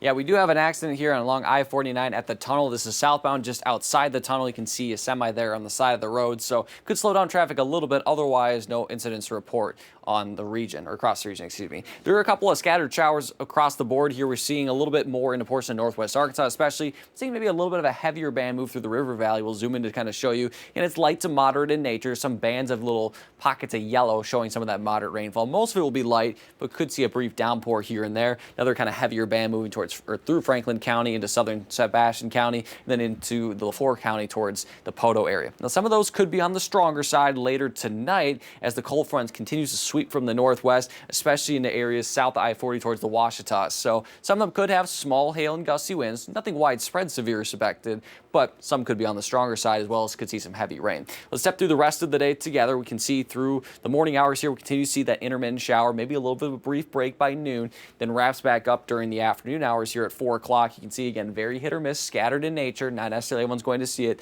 7 o'clock kickoff, you can see again, that isolated nature of those showers. Then maybe a little bit of clearing before 10 o'clock. The main band of showers and storms, you can see some heavier there on the corner, will move through. Some of this could be on the heavier side, continues through the overnight hours, then clears out by Saturday morning. So keep the umbrella handy today and have a great Friday. Well, hey, welcome back. 8:57 this morning. Meet this little guy right here. Okay, he's from Roland, Oklahoma, Jude Bonner, and he's out to be featured in one of the most iconic places in the world. As he should, because he's adorable. So this picture right here will light up the screens in New York City's Times Square this Saturday. Here's a look at why. Come on, I'll get you cookies. Come on.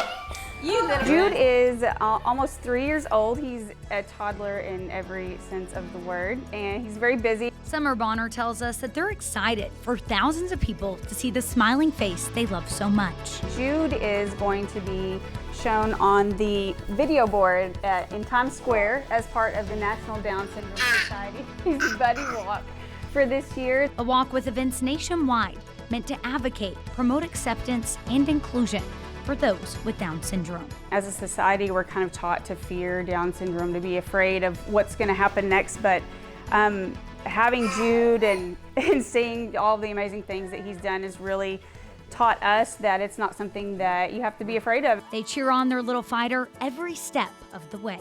He had open heart surgery at about 6 months old, so he's overcome a lot, been through some hard stuff as a family and with him, but he is super resilient and he is just growing and thriving, and we're super proud of the opportunities that he's been given and how well he's done and grown throughout his life so far, and we are looking forward to what's next. So is he. And while the future is bright for Jude, he's brought a lot of happiness to us and to a lot of other people, and he's been a huge blessing. Right now, they're focusing on seeing his name in the bright lights of the Big Apple, and Big Sis is pretty excited. I think it's Take neat. it, girl. I think it's cool, and it's cool that Jude gets to be in it. Well, if you